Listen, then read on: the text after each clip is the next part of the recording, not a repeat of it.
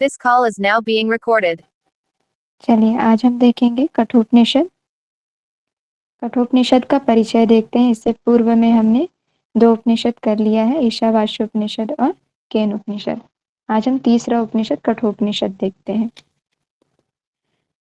कठोपनिषद कृष्ण यजुर्वेद की कठ शाखा के अंतर्गत आता है। ठीक है, कौन से? कृष्ण यजुर्वेद। पेन काम क्यों नहीं कर रहा है?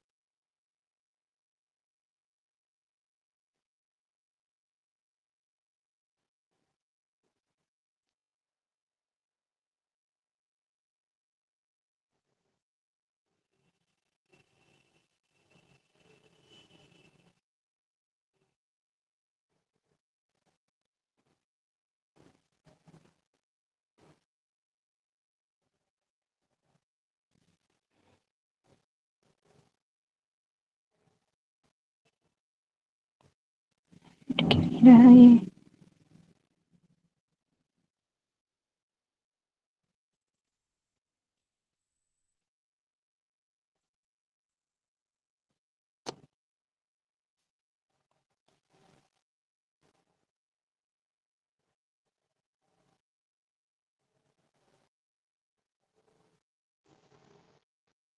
चलिए आप लोग देखते जाइएगा, पता नहीं ये काम क्यों नहीं कर रहा है।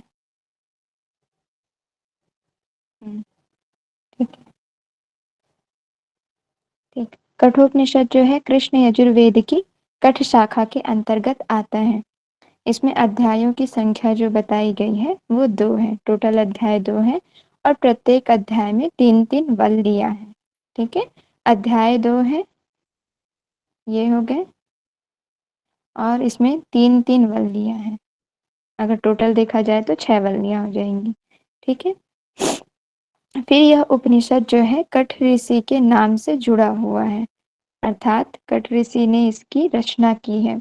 क का अर्थ होता है ब्रह्म और ठ का अर्थ होता है निष्ठा, अर्थात ब्रह्म में निष्ठा उत्पन्न करने वाला उपनिषद।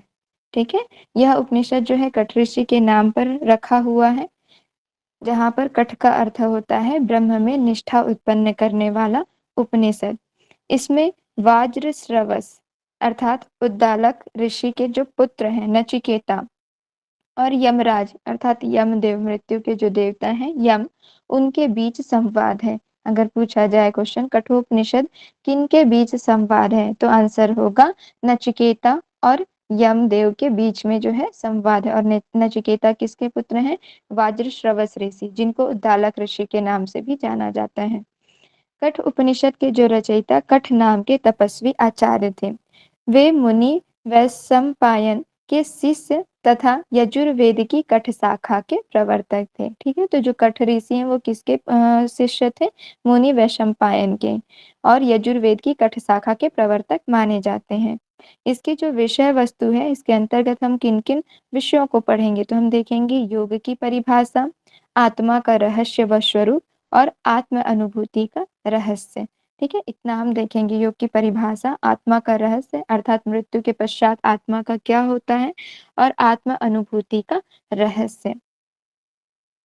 चलिए आगे देखते हैं हम। अब देखेंगे प्रथम अध्याय और प्रथम वल्ली। ध्यान रखेंगे 2 अध्याय हैं और प्रत्येक अध्याय के अंतर्गत 3-3 वल्लियां हैं। तो अब हम देख रहे हैं प्रथम अध्याय की प्रथम वल्ली। ठीक, यहाँ पर कठोपनिषद के प्रथम अध्याय की प्रथम वल्ली अर्थात जो है वो उपाख्यान के रूप में यम नचिकेता के गुण आत्मज्ञान संवाद की मातृ भूमिका है। अर्थात जो प्रथम अध्याय की प्रथम वल्ली है उसमें यम और नचिकेता के बीच जो संवाद हो रहा है, कैसा संवाद हो रहा है? आत्मज्ञान को लेकर, है ना, आत्मा की जो रहस्य है कि मृत्यु के बाद आत्मा का क्या होता है। ठीक है, तो उसके बारे में जो चर्चाएं हो रही हैं उसको यहाँ पर बताया गया है। उपाख्यान अर्थात छोटे छोटे कथाओं या कहानियों के माध्यम से अपनी बातों को रखना या कहना। ठीक है, तो यहाँ पर बताया गया है महर्षि अरुण अर्थात वाज्रश्रवा के पुत्र थे आरुणि, वाज्रश्रवस, जो कि गौतम वंशीय उद्दालक ऋषि थे। आरुणि अर्थात उद्दालक, आरुणि को ही उद्दालक ऋषि के नाम से भी जाना जाता था और वाज्रश्रवस ऋषि के नाम से भी जाना जाता था। इन्होंने विश्वजीत यज्ञ किया। उद्दालक के पुत्र जो है वाज्रश्रवस के पौत्र, ठीक है? वाज्रश्रवा के पौत्र और वाज्रश्रवस के पुत्र नचिकेता जो है अत्यंत बुद्धिमान एवं सात्विक थे। अब यहाँ पर जो है उद्दालक ऋषि और नचिकेता की जो स्टोरी शुरू होती है, ठीक है? यहाँ पर इस स्टोरी को ध्यान रखेंगे कि जो वाज्रश्रवा है, ठीक है? अर्थात महर्षि आरुणि के पुत्र होते हैं, सॉरी, महर्षि अरुण के पुत्र होते हैं महर्षि आरुणि, ठीक है? यानी कि वाज्रश्रवा के पुत्र वाज्रश्रवस, और उनके पुत्र कौन थे? नचिकेता। तो जो महर्षि वाज्रश्रवस है अर्थात आरुणि, उद्दालक ऋषि, वो क्या करते हैं? विश्वजीत यज्ञ करते हैं, और विश्वजीत यज्ञ करने के बाद वो जो है उनको जिनसे यज्ञ करवाते हैं उनको दान दक्षिणा देते हैं, ठीक है? तो संपूर्ण जो है धन और बहुत सारे पदार्थों का वो दान करते हैं। तो उनके जो पुत्र थे नचिकेता, वो अपने पिता को दान दक्षिणा करते हुए देखते हैं, साथ ही साथ वो जो गायें होती हैं, ठीक है? तो वो वृद्ध गायों का भी दान करते हैं। तो जैसे ही वो वृद्ध गायों को दान करते हुए अपने पिता को देखते हैं, तो वो सोचने लगते हैं कि क्या बोलते हैं, जो गायें हैं, जो वृद्ध गायें हैं, जो किसी काम की नहीं है, ना ही वो खेतों में हल जोत सकती हैं, ना ही स्वयं में खड़े हो सकती हैं, ना ही जो है दूध दे सकती हैं, मतलब वो किसी भी प्रकार से संपन्न नहीं है, ठीक है? मृत्यु के समीप है, तो ऐसे गायों का दान करने से क्या लाभ होगा? जिसको हम दान कर रहे हैं, उसको भी कष्ट होगा और जो दान दे रहा है, उसको भी कष्ट होगा। तो वे जाकर अपने पिताजी से बोलते हैं कि पिताजी, मैं भी तो आपकी ही संपत्ति हूँ, आप मुझे किसे दान करेंगे? तो पहली बार जाकर बोले तो जो है ऋषि वो उनको इग्नोर कर दिए, उपेक्षा कर दिए उनकी। फिर उसके बाद जो है दूसरी बार बोले कि मैं भी तो आपकी ही संपत्ति हूँ पिताजी, आप मुझे किसे दान करेंगे? फिर से उनके बातों को उन्होंने सुना नहीं, है ना? उपेक्षा कर दिया। उसके बाद फिर तीसरे बार बोलते हैं कि पिताश्री, मैं भी तो आपकी ही संपत्ति हूँ, आप मुझे किसे दान करेंगे? इतने में जो है उद्दालक ऋषि क्रोधित हो जाते हैं, और क्रोधित होते ही बोलते हैं कि जाओ, मैं तुम्हें मृत्यु के देवता को दान में देता हूँ। अब ऐसा उन्होंने कह दिया। फिर जो नचिकेता हैं वो पिता की आज्ञा को सर्वोपरि मानते हैं, पिता की आज्ञा का पालन करना जो है अपना धर्म समझते हैं। तो वो क्या करते हैं कि यमदेव के पास अर्थात मृत्यु के देवता के पास जाने के लिए वो तैयार हो जाते हैं। अब उद्दालक ऋषि को यहाँ पर तो पश्चाताप होता है, क्रोध में आकर उन्होंने कह तो दिया कि मैं तुम्हें मृत्यु के देवता को देता हूँ करके। फिर वो नचिकेता को जो है मनाने लगते हैं कि नहीं, नहीं, मैंने क्रोध में कहा था, तुम्हें जाने की आवश्यकता नहीं है। फिर भी नचिकेता बोलते हैं, क्योंकि वो तो बड़े बुद्धिमान होते हैं, सात्विक बुद्धि वाले प्रवृत्ति के होते हैं, तो बोलते हैं नहीं पिताजी, अब आपने कहा है तो मैं तो जाऊँगा ही, ठीक है? इस प्रकार फिर वो बोलते हुए कहाँ चले गए? मृत्यु के देवता के पास चले गए। अब यहाँ पर ये देखते हैं आगे की स्टोरी हम। वाजश्रवस मुनि ने विश्वजीत यज्ञ करके अपना संपूर्ण धन और गौवें दान कर दी। नचिकेता ने यह सब देखते हुए पिता से बोले, हे तात, आप मुझे किसको देंगे? दूसरी तीसरी बार कहने पर उन्होंने उनके पिता ने कहा, तुझे मैं मृत्यु के देवता को देता हूँ, मृत्वये त्वाम ददामिति। फिर पिता की आज्ञा का पालन करने के लिए नचिकेता यम के द्वार पर जा पहुंचे और 3 दिन तक भूखे प्यासे पड़े रहे। जब यम ने उनसे 3 वरदान देने की बात कही, ठीक है? जब वे जाते हैं कहाँ? मृत्यु के देवता के पास चले जाते हैं पिता की आज्ञा पालन के लिए। वहां पर जब जाते हैं तो यमदेव वहां पर रहते नहीं, अपने कार्यों के लिए कहीं और जा रहते हैं। तो फिर उनकी जो पत्नी रहती है वो बोलती है कि मैं अभी तो यम देवता है नहीं, तब तक आइए, आप जो है घर के भीतर आइए या हमारे वास में जो है प्रवेश करिए, हमारा आतिथ्य स्वीकार करिए। फिर इस तरीके से उनको आग्रह करती हैं, आप अपनी भूख को शांत करिए, भूख प्यास को मिटाइए, ठीक है? तो खाने-पीने सबके लिए जो है आतिथ्य सरकार अतिथि जो सत्कार होता है, वो उनको करने के लिए बोलती है। लेकिन जो नचिकेता हैं, वो बोलते हैं कि नहीं, अब मृत्यु के देवता ही मेरे जो हैं यानी कि यमदेव जो हैं, अब वो मैं उनकी ही आज्ञा का पालन करूँगा, क्योंकि मेरे पिताजी ने उनको सौंप दिया है। तो जब तक वे नहीं आएँगे, तब तक मैं उनका यहाँ पर इंतज़ार करूँगा। इस तरह से 3 दिन तक बिना खाए-पिए, भूखे-प्यासे वो जो है वहाँ पर यम देवता का इंतज़ार करते रहते हैं। फिर यम देवता आते हैं, जैसे ही यम देवता आते हैं, उनकी पत्नी ने उनको सारा वृत्तांत सुनाया कि ये जो है स्वयं अग्निदेव हमारे यहाँ आए हैं, भूखे प्यासे खड़े हुए हैं आपका इंतज़ार करते हुए, ठीक है? तो आप उनको जल्दी से अंदर बुलाइए, उनका जो है अतिथि सत्कार करिए। अगर हम नहीं करेंगे तो जो जितने भी हमने पुण्य कार्य किए हैं, वो सभी नष्ट हो जाएँगे। इस तरीके से फिर यम जो है जाते हैं बाहर और नचिकेता के पास जाकर बोलते हैं कि हे ब्राह्मण देव, आप सम्माननीय अतिथि हैं, आपको नमन है, मेरा नमस्कार है। आपने हमारे घर जो 3 रात्रि तक बिना भोजन किए निवास किया है, इसलिए आप मुझसे प्रत्येक रात्रि के बदले में 3 वरदान माँग लीजिए। इस तरीके से उनको बोलते हैं, ठीक है? कि आप जो है खाए-पिए 3 दिन तक मेरा इंतज़ार किए, तो उन 3 दिन 3 रात्रि के बदले आप मुझसे कोई भी 3 वर माँग लीजिए, ठीक है? फिर अतिथि सत्कार नहीं कर पाए, उसके बाद यम ने नचिकेता से 3 वर जो है माँगने के लिए कहा और फिर उसके बाद नचिकेता जो है यमदेव से 3 वर माँगना शुरू करते हैं। आगे देखते हैं वो कौन से 3 वर हैं। नचिकेता के द्वारा यहाँ पर 3 वरदान माँगे गए। तो पहला वरदान जो है कहा गया कि शांत संकल्पः सुमना, अर्थात जब मैं आप यहाँ से वापस जाऊँ, तो जो मेरे पिता का क्रोध है मेरे प्रति, वो शांत हो जाए और मेरे प्रति जैसे पहले उनका व्यवहार था, उसी तरीके से पहले जैसा ही व्यवहार वो मेरे साथ करें और हमेशा वे प्रसन्नचित्त रहें। इस तरीके से उनका पहला वरदान था, ठीक है? तो इस प्रकार जो है उनको यम जो है तथास्तु बोलते हैं कि मैंने आपको पहला वरदान दे दिया। फिर द्वितीय वर माँगते हैं कौन-सा? द्वितीय वर उनका रहता है अग्नि विद्या का, ठीक है? अब अग्नि विद्या क्या है? स्वर्ग में जो अग्नि का स्वरूप है, स्वर्गलोक में जो अग्नि का स्वरूप है। अब देखते हैं अग्नि विद्या जो है वहाँ पर जो बोलते हैं कि जो स्वर्ग में देवता निवास करते हैं, ठीक है? वो बिना खाए-पिए भी इतने ओज तेजवान होते हैं, है ना? उनको खाने की ज़रूरत नहीं होती, पीने की ज़रूरत नहीं होती, ना ही वे मरते हैं, ना ही बूढ़े होते हैं, ठीक है? तो वो अग्नि विद्या जो है मैं प्राप्त करना चाहता हूँ, ठीक? तो इस तरीके से जो है उनको अग्नि विद्या का भी जो है वरदान दे देते हैं। उसके बाद जो है अग्नि विद्या का जब वरदान देते हैं, उसके बाद पूरा उनको विद्या देने के पश्चात उनकी परीक्षा लेते हैं। कौन? यमदेव की। जैसे ही मैंने आपको अग्नि विद्या बताया है, आप मुझे एज़ इट इज़ वैसे ही सुनाइए। तो नचिकेता तो बुद्धिमान रहते हैं, जैसे उन्होंने यमदेव से वो विद्या प्राप्त की थी, वैसे ही उस विद्या को उन्होंने यथावत हूबहू उनके सामने सुना दिया। यमदेव बड़े प्रसन्न हो गए। प्रसन्न होने के बाद उन्होंने कहा कि मैं जो अग्नि विद्या तुमको दिया हूँ, वो जो है अग्नि विद्या तुम्हारे नाम से प्रख्यात होगी, अर्थात तुम्हारे नाम से जो है अग्नि विद्या जानी जाएगी, अर्थात नचिकेता अग्नि के नाम से जानी जाएगी, ठीक है? उसके बाद फिर क्या बोलते हैं, तीसरा जो वरदान होता है, तीसरा वरदान जब माँगने की बारी आती है, बोलते हैं मुझे आत्मज्ञान का जो है वरदान चाहिए। आत्मज्ञान अर्थात जो आत्मा का रहस्य है ना? आत्मज्ञान को आत्मा का रहस्य या फिर आत्मविद्या भी बोल सकते हैं या मृत्यु के पश्चात आत्मा का क्या होता है। अब यहाँ पर क्या बोलते हैं यमदेव बड़े आश्चर्य हो गए कि आपको इस विद्या की क्या ज़रूरत है? आप जानकर क्या करेंगे? इसे तो जो स्वर्ग के देवता हैं, वो भी आज तक नहीं जान पाए।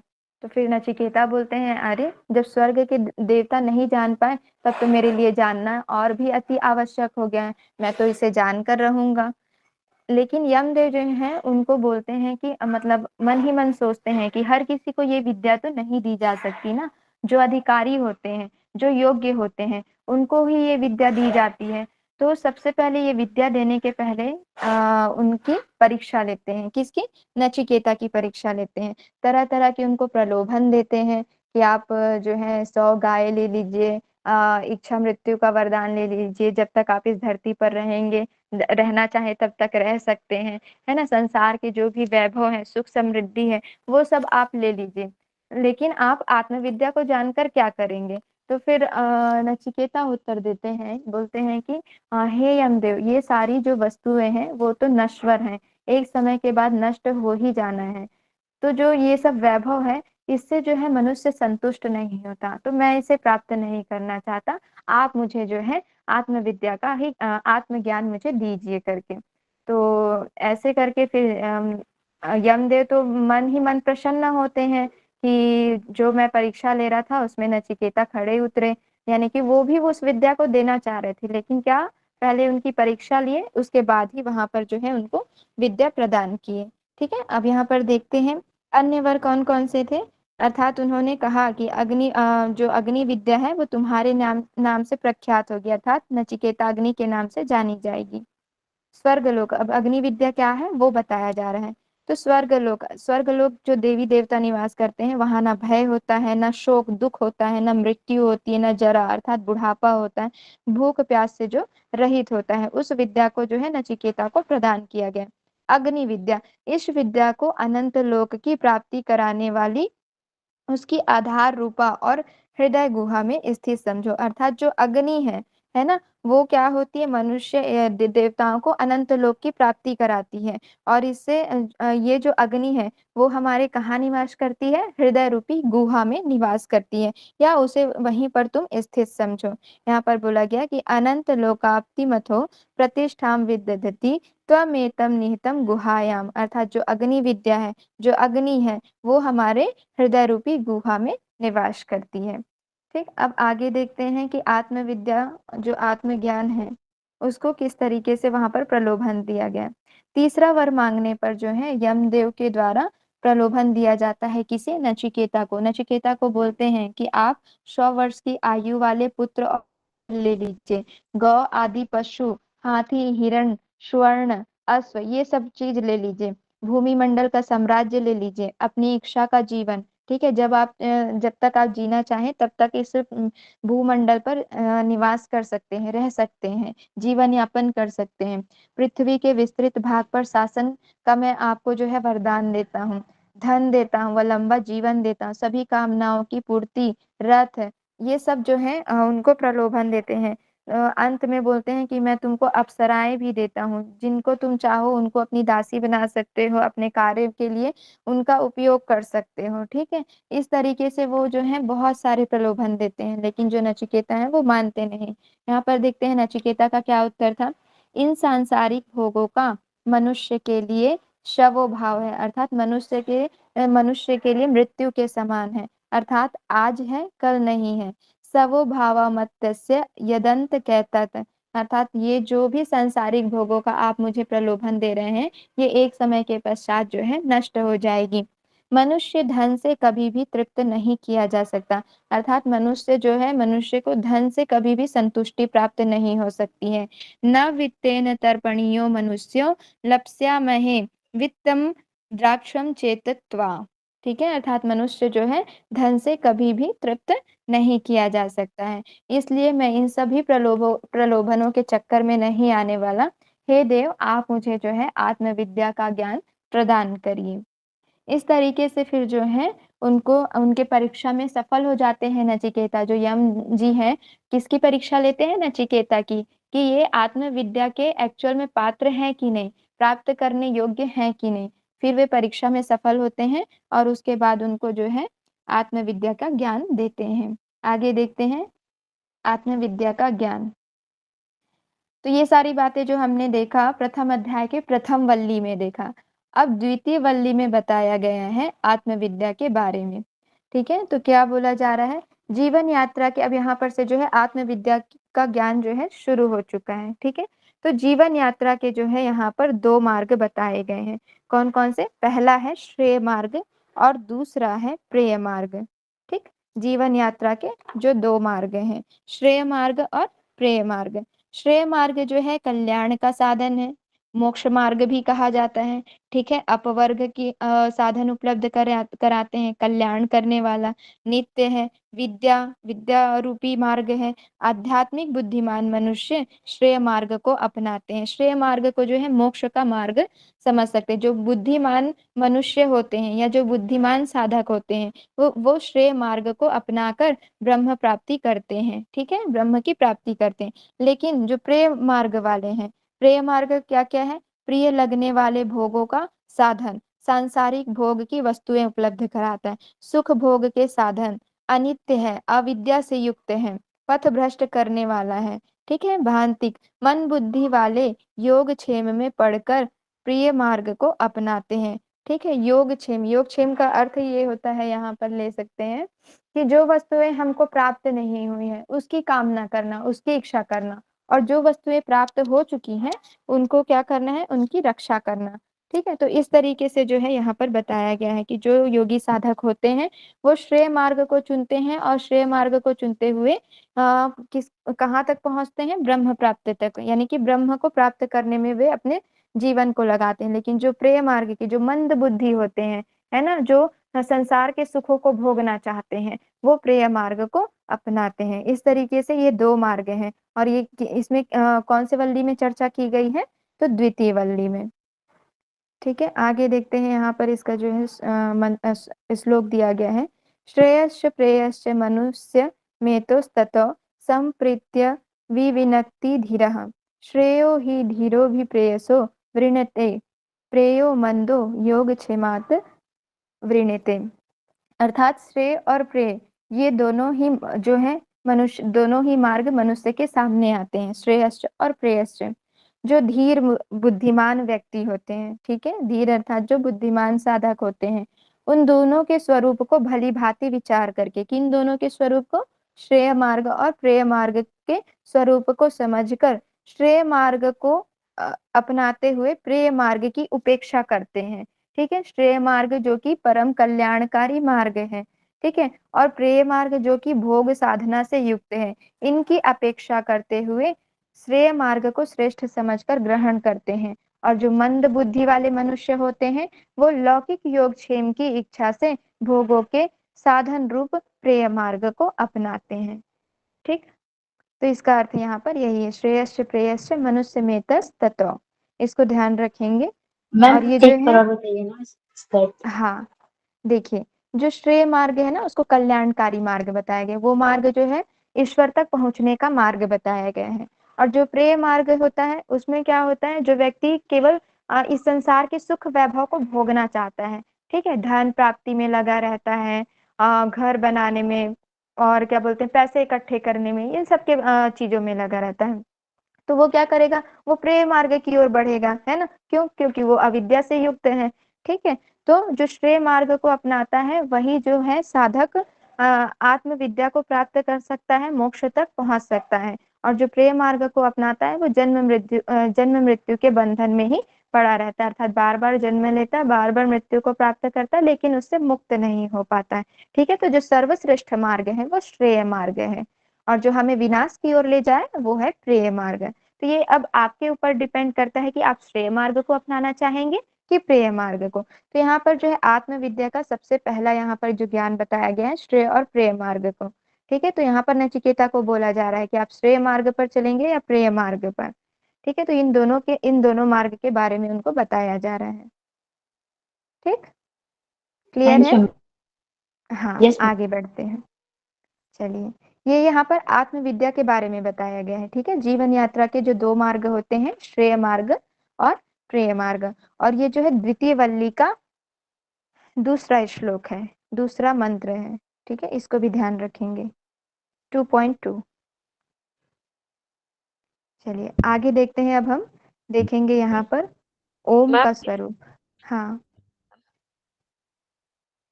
जीवन सॉरी, यात्रा के अलावा कुछ और हाँ बोले, आत्मविद्या बोले क्या इस श्रीमान? हाँ, आत्मज्ञान आत्मविद्या। ठीक है,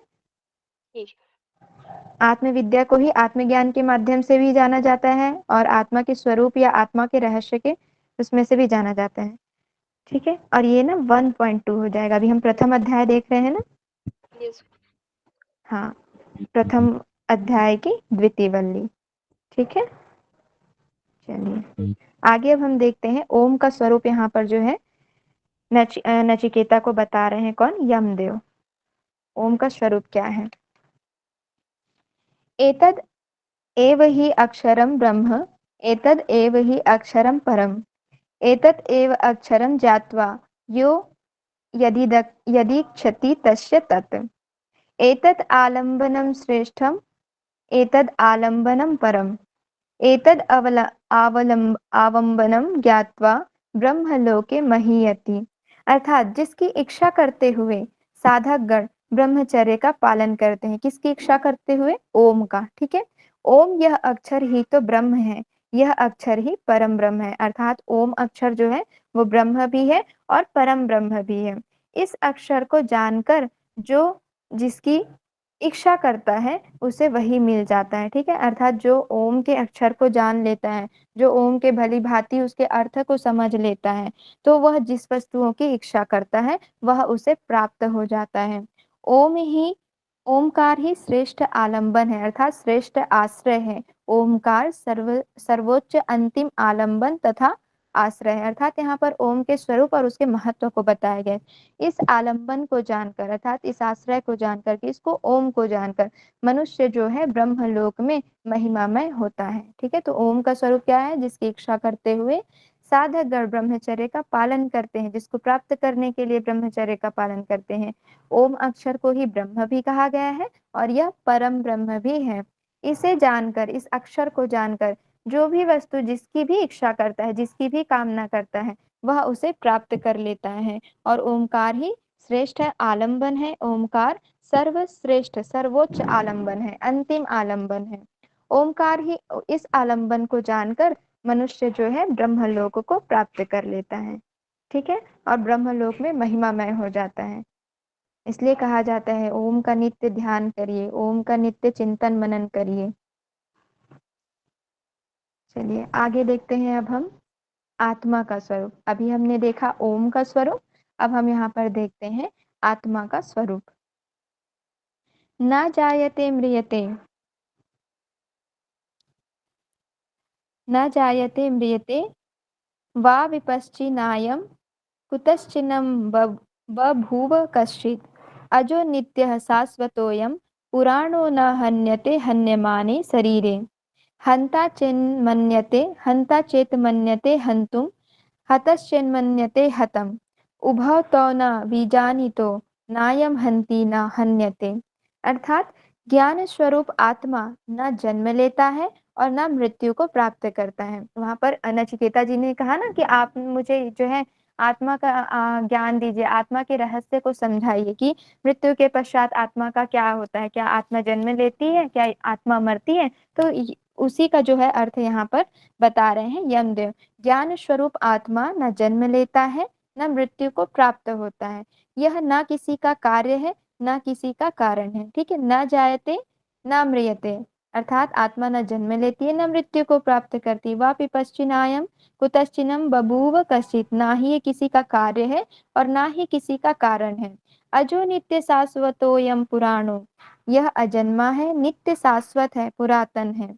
न हन्यते हन्यमाने शरीरे, शरीर के नष्ट हो जाने पर भी इसका नाश नहीं होता है। ऐसे ही हमने परिभाषा कहाँ देखा है आत्मा का, बताइए गीता आप। में। मैम भगवत गीता गीता में। गीता में।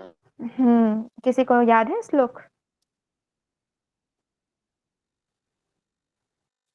नैनम छिदन्ति शस्त्राणि नैनम दहति पावका न चैनम क्लेदयन्तापो न शोष्यति मारुता, ठीक है। नैनम छिदन्ति, ना ही शस्त्र से इसे मारा जा सकता है। नैनम छिदन्ति शस्त्राणि, नैनम दहति पावका, ना ही अग्नि इसे जला सकती है, ना ही इसे जल जो है गीला कर सकती है और ना ही वायु इसे सुखा सकती है। अर्थात ये जो आत्मा है वो अमर है ना। तो यहाँ पर भी वही बताया गया कि आत्मा ना जन्म लेती है ना मृत्यु को प्राप्त करती है, ना ही किसी का कार्य और ना किसी का कारण है। यह तो अजन्मा है, नित्य है, शाश्वत है और पुरातन है, ठीक है। शरीर के नष्ट हो जाने पर भी इसका नाश नहीं होता। शरीर नष्ट होता है, आत्मा जो है, जिस प्रकार हम वस्त्र बदलते हैं उसी प्रकार आत्मा भी पुराने शरीर को छोड़कर नए शरीर को धारण करती है।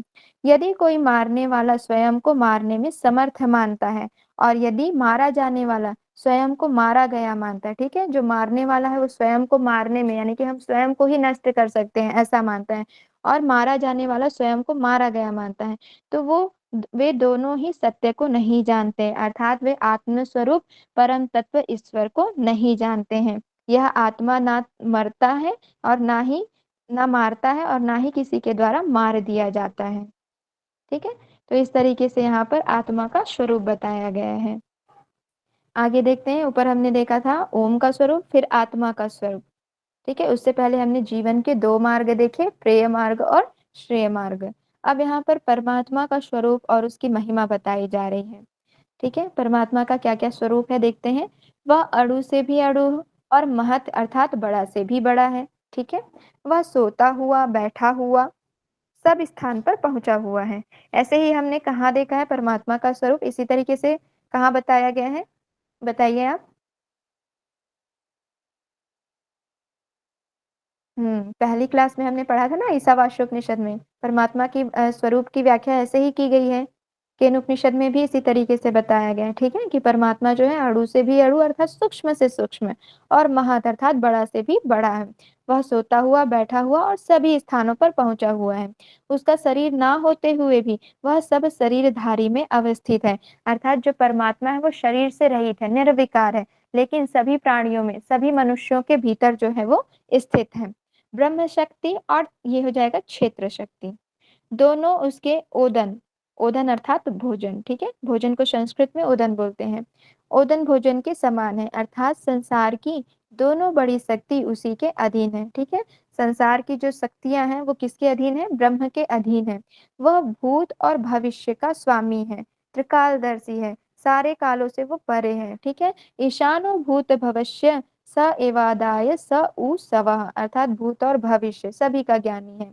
वह अंगुष्ठ मात्र पुरुष परमात्मा आत्मा के मध्य बैठा हुआ है। अब यहाँ पर जो है परमात्मा का परिमाप बताया गया है कि उसका आकार कैसा है, अंगुष्ठ मात्र, ठीक है, और कहाँ पर है, आत्मा के मध्य में, ठीक। अंगुष्ठ मात्र पुरुष परमात्मा आत्मा के मध्य पर बैठा हुआ है। इससे पहले दोनों उपनिषद में नहीं बताया गया है कि आत्मा का जो स्वरूप है अंगुष्ठ मात्र, ठीक है, सिर्फ क्या बताया गया कि हृदय रूपी गुहा में निवास करते हैं। यहाँ पर अंगुष्ठ मात्र बताया गया, ध्यान रखेंगे। अंगुष्ठ मात्र आत्मा की जो चर्चा की गई है वो कठोपनिषद में की गई है। अंगुष्ठ मात्र पुरुषो मध्य आत्मनि तिष्ठति, अर्थात अंगुष्ठ मात्र पुरुष परमात्मा जो है आत्मा के मध्य है। अब हम देखते हैं परमात्मा किसको प्राप्त होते हैं, कौन है जो परमात्मा को नहीं प्राप्त कर सकता। तो जो बुरे आचरणों से निवृत्त नहीं हुआ है, अर्थात बुरे आचरणों को त्यागा नहीं है, बुरे आचरणों में सदैव लिप्त रहता है, जो अशांत है, ना वह जिसके मन इंद्रिय संयत नहीं है, अर्थात जिसके मन व इंद्रिय जो है संयमित नहीं है, वो परमात्मा को नहीं प्राप्त कर सकते हैं। ना वही प्राप्त करता है जिसका मन शांत नहीं है, अर्थात वो भी प्राप्त नहीं कर सकता जिसका मन शांत नहीं है, अर्थात जो अशांत है। ना तो प्रवचन से, ना बुद्धि से और ना बहुत सुनने से ही प्राप्त होते हैं, ठीक है। परमात्मा जो है ना तो अधिक प्रवचन सुनने से, ना ही बुद्धि के माध्यम से, ठीक है, और ना ही बहुत अधिक सुनने से परमात्मा हमको प्राप्त नहीं हो सकते। परमात्मा कैसे प्राप्त होंगे, जो उनको प्राप्त करने के शास्त्र में विधिवत जो नियम बताए गए हैं, जब हम उनको फॉलो करेंगे, है ना, तप के माध्यम से, कर्म के माध्यम से, जब हम प्रतिपल सत्य का पालन करेंगे, तब जो है हमको परमात्मा प्राप्त होंगे।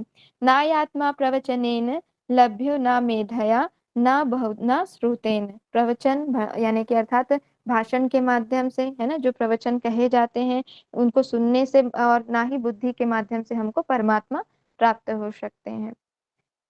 अब आगे बताया जा रहा है कि परमात्मा को कौन प्राप्त कर सकता है, किसको प्राप्त होते हैं। तो परमात्मा को कौन नहीं प्राप्त कर सकता ये बताया गया है द्वितीय वल्ली में, और तीसरे वल्ली में बताया जा रहा है कि परमात्मा किसको प्राप्त होते हैं।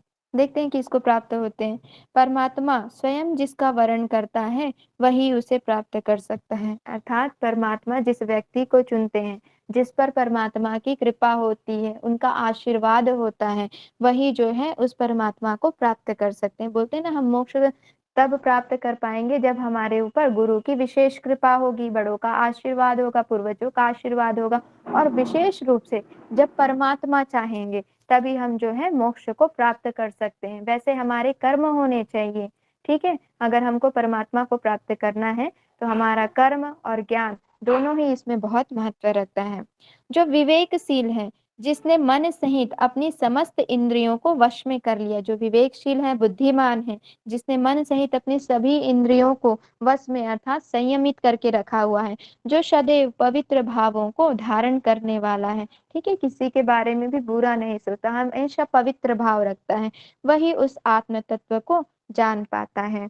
एष सर्वेषु भूतेषु गूढ़ात्मा प्रकाशते दृश्यते तव्यग्रया बुद्धिया सूक्ष्मया सूक्ष्मदर्शी भी, अर्थात समस्त प्राणियों में छिपा हुआ यह आत्म तत्व प्रकाशित नहीं होता, वरन यह सूक्ष्म दृष्टि रखने वाले तत्वदर्शियों को ही सूक्ष्म बुद्धि से दिखाई देते हैं। अर्थात सामान्य व्यक्तियों को आत्म दर्शन नहीं हो सकता, आत्म तत्व की प्राप्ति नहीं हो सकती। क्यों? क्योंकि ये प्राणियों में छिपा हुआ होता है, प्रकाशित नहीं होता है। ठीक है, सूक्ष्म दृष्टि रखने वाले अर्थात जो योगी हैं, जो साधक गण हैं, जो साधना के मार्ग से उन सिद्धियों को प्राप्त कर पाते हैं जिससे हम आत्म तत्व को देख पाए, तो वो अपनी सूक्ष्म बुद्धियों के माध्यम से देख पाते हैं।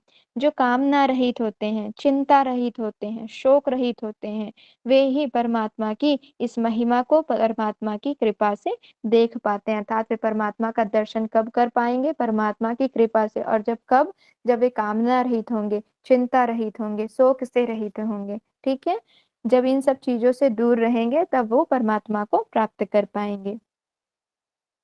क्लियर है? मेरी आवाज आ रही है? Yes ma'am. यस। ठीक है, आगे बढ़े। चलिए अब हम देखते हैं परमात्मा प्राप्ति के साधन। परमात्मा प्राप्ति के जो साधन कौन कौन से बताए गए हैं, ये हम देख रहे हैं तृतीय वल्ली, पहले अध्याय का तृतीय वल्ली। ठीक है, चलिए अब परमात्मा प्राप्ति के जो साधन यहाँ पर बताए गए हैं, तीसरे नंबर के श्लोक में बताए गए हैं।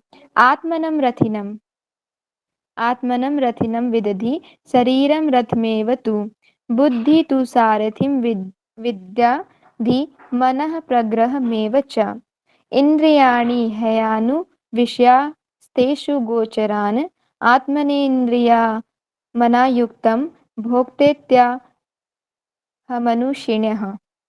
अर्थात यहाँ पर जो जीवात्मा है, ठीक है, यहाँ पर जो है शरीर की जो तुलना की गई है रथ से की गई है। ठीक है, जो शरीर है वो रथ है, बुद्धि जो है वो सारथी है।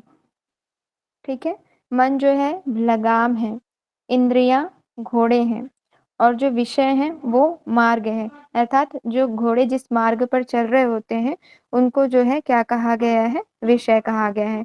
और जो रथ का स्वामी है वो जीवात्मा है। ठीक है, यहाँ पर लिख लेंगे जीवात्मा। ऐसा ही श्लोक कहाँ देखा गया है बताइए आप लोग, याद आया कुछ? श्रीमद् भगवत गीता में है ना? हाँ, वहां पर भी इसी तरीके से बताया गया है। ठीक है, तो जीवात्मा को रथ का स्वामी बताया गया है। अर्थात शरीर, मन और इंद्रिय से युक्त जो जीवात्मा होता है वो ही भोक्ता होता है। जो मनुष्य विवेकशील बुद्धि रूप सारथी वाला और मन रूपी लगाम को वश में रखने वाला है, वह संसार मार्ग के पार पहुंचकर परम ब्रह्म पुरुषोत्तम के परम पद को प्राप्त कर लेता है। ठीक है, तो जो आत्मा है ना, वो हमारे जो है शरीर रूपी रथ को चलाने का कार्य करती है। जो मन है वहां पर लगाम बताया गया है, बुद्धि जो है सारथी है, और इंद्रिय जो हमारे घोड़े बताए गए हैं, और जो मार्ग है उनको विषय कहा गया है। तो परमात्मा को हम कैसे प्राप्त कर सकते हैं? जो विवेकशील बुद्धि रूप सारथी वाला और मन रूपी लगाम को वश में रखने वाला है। अर्थात मन रूपी लगाम को हमको इसको संयमित करना पड़ेगा। ठीक है, और जो बुद्धि रूपी यानी कि ये जो सारथी है इसको किसको ये करता है? मन रूपी लगाम को। ठीक है, इसको कंट्रोल में करता है, तब वह संसार मार्ग के पार पहुंचकर परम ब्रह्म पुरुषोत्तम के परम पद को प्राप्त कर लेता है। ठीक है, अब आगे देखते हैं। यहाँ पर जो है शरीर में आत्मा किस तरीके से प्रवेश कर सकती है उसके जो द्वार बताए गए हैं, टोटल 11 द्वार। शरीर में जो है 2 आंख, कान, नाक, मुख, गुदा, लिंग, नाभि एवं ब्रह्मरंध्र, ये जो है 11 द्वार है जहां पर से आत्मा प्रवेश कर सकती है, और मतलब भीतर प्रवेश करती है और बाहर भी जा सकती है। ठीक है, अब हम यहाँ पर देखेंगे श्रेष्ठता का क्रम। इंद्रियेभ्यः परा यथा अर्थेभ्यश्च परम मनः, मनस्तु परा बुद्धि, बुद्धिरात्मा महान परा। अर्थात इंद्रियों से श्रेष्ठ जो है विषय है, विषय से श्रेष्ठ मन, मन से श्रेष्ठ बुद्धि, और बुद्धि से श्रेष्ठ जो है आत्मा, और आत्मा से जो श्रेष्ठ है वो सबका जो स्वामी होता है परम पुरुष परम ब्रह्म। ठीक है, तो श्रेष्ठता का क्रम ये याद रखेंगे, इसको भी एग्जाम में पूछा जा सकता है कि इंद्रियों से जो श्रेष्ठ है उनके विषय श्रेष्ठ है, विषयों से जो है मन श्रेष्ठ है, ठीक, बुद्धि से जो श्रेष्ठ है उस बुद्धि से श्रेष्ठ आत्मा है, आत्मा से जो श्रेष्ठ है वो जीवात्मा, जीवात्मा यहाँ पर जो बोलेंगे कि दो प्रकार की होती है ना, व्यक्त और अव्यक्त, तो जो अव्यक्त माया होती है वो श्रेष्ठ होती है, और उससे भी जो श्रेष्ठ होती है वो परम पुरुष परम ब्रह्म आत्मा परमात्मा होता है। ठीक है, इस तरीके से जो है इसको याद रखेंगे, इनके श्रेष्ठता के क्रम पूछे जाते हैं। अब जो नेक्स्ट यहाँ पर बताया गया है श्लोक, उत्तिष्ठ जाग्रत प्राप्य वरान्निबोधत कसुरस्य धारा निशिता दुरत्यया दुर्ग पथस्थ कवयो वदन्ति। उत्तिष्ठ जागृत, उठो जागो और श्रेष्ठ महापुरुषों को पाकर उनके पास जाकर उस परम ब्रह्म परमेश्वर को जान लो, यह मार्ग छुरे के दो धार के समान दुर्गम पथ वाला है। ठीक है, ये किसका जो है वाक्य है, उत्तिष्ठ जागृत, बताइए और कहाँ देखने को मिलता है, सभी स्वामी जानते हैं। विवेकानंद के, विवेकानंद। स्वामी विवेकानंद जी ने इसी उपनिषद से ये वाक्य लिया था। उन इनका यही जो था ये शब्द था कि उठो जागो और श्रेष्ठ महापुरुषों को पाकर उनके पास जाकर उस परम ब्रह्म परमेश्वर को जान लो। अर्थात वे भी यही बोल रहे थे कि जो हमारा लक्ष्य होना चाहिए, जो हमारा उद्देश्य होना चाहिए जीवन का, वो परमात्मा को प्राप्त करने का होना चाहिए। लेकिन जो मनुष्य है यहाँ पर उन्होंने अपना अलग ही बना लिया, उठो जागो और तब तक आगे बढ़ो जब तक तुमको तुम्हारा लक्ष्य ना मिल जाए। लक्ष्य ना मिल जाए का मतलब है कि जब तक तुमको परमात्मा की प्राप्ति ना हो जाए। तो उन्होंने लक्ष्य का अपने अपने अनुसार अपना अपना अलग अलग मतलब निकाल लिया। ठीक है, लेकिन एक्चुअल जो मीनिंग है वो यही है कि उठो जागो और श्रेष्ठ महापुरुषों को पाकर, अर्थात श्रेष्ठ महापुरुषों के सानिध्य में रहकर उनकी सत्संगति करके परम ब्रह्म परमेश्वर को जान लो। ठीक है, जब हम महापुरुषों की सत्संगति करेंगे, उनके सानिध्य में रहेंगे, तो हम परमात्मा के ज्ञान को अर्जित करेंगे, और ज्ञान को अर्जित करने के बाद उनको जो है प्राप्त करने की कोशिश करेंगे, और यही हमारा जो है परम लक्ष्य होना चाहिए। और ये जो मार्ग है वो छुरे की धार के समान दुर्गम पथ वाला मार्ग है, लेकिन इस पर चलने का हमें अभ्यास करना चाहिए। जब हम इस पर अभ्यास करेंगे तब हम परमात्मा को प्राप्त कर पाएंगे। तो इसका फल क्या होगा जब हम इसको जान लेंगे, किसको, परमेश्वर को जान लेंगे, तो मृत्यु के मुख से सदा के लिए छूट जाता है प्राणी, अर्थात जो जन्म मृत्यु का बंधन है उससे सदैव के लिए जो है मुक्त हो जाता है, और परमात्मा प्राप्ति के मार्ग पर वो जो है आगे बढ़ जाता है। ठीक है, तो क्लियर है ये। जो 11 द्वार है उसमें नाक दो अलग अलग नोस्ट्रल्स को काउंट किया है क्या? हाँ, 2 आंख, 2 कान, 2 नाक, 1 मुख, गुदा, लिंग, नाभि और ब्रह्मरंध्र। ठीक है, ठीक है, चलिए इस तरीके से जो है हमारा प्रथम अध्याय कंप्लीट हुआ। यहीं तक रखते हैं, द्वितीय अध्याय कल करेंगे हम। ठीक है, ये थोड़ा सा उपनिषद बड़ा है तो इसको हम कल देखेंगे। किसी को कहीं पर कोई डाउट हो तो आप पूछ लीजिए, यहाँ पर कहीं पर समझ ना आया हो। क्लियर है सभी को?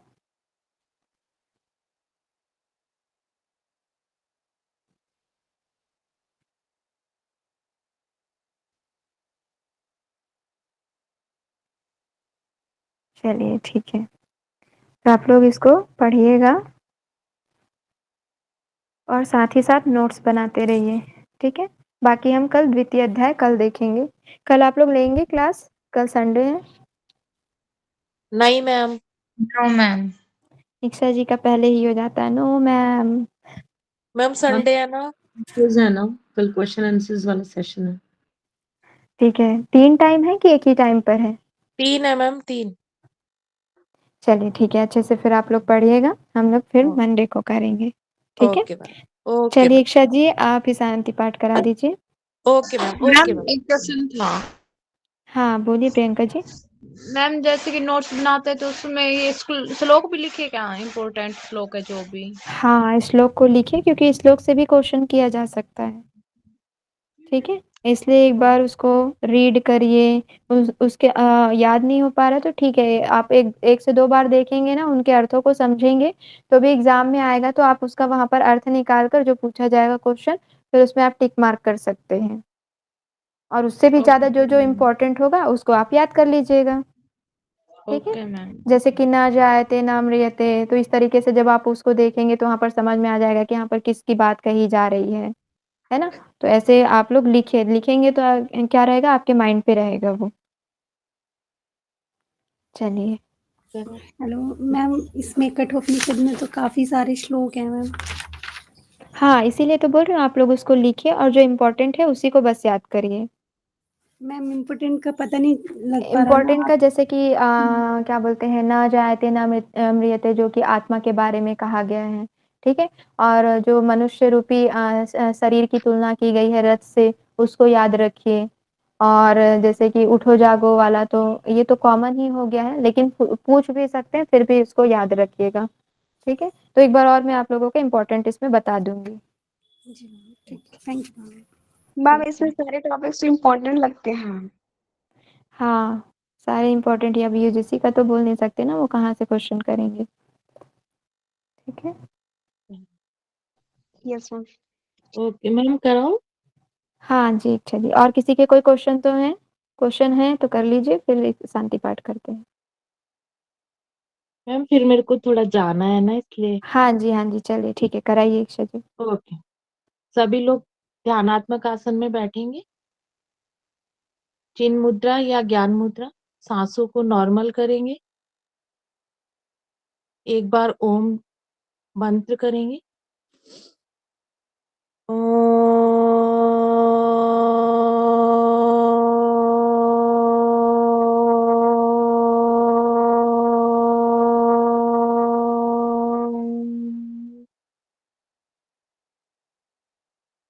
सर्वे भवन्तु सुखिनः, सर्वे सन्तु निरामया, सर्वे भद्राणि पश्यन्तु, मा कश्चित् दुःखभाग् भवेत्।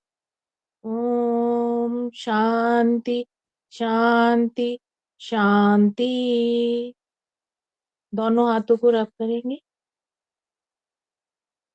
ऊर्जा को महसूस करेंगे और धीरे धीरे आंखों को खोलेंगे। हरि ओम सब।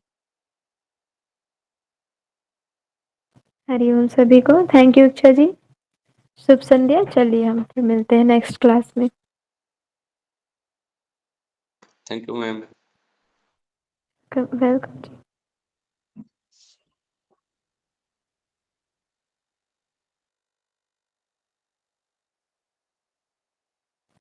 सुरभि जी लेफ्ट कर जाइए। सुरभि जी आवाज आ रही है?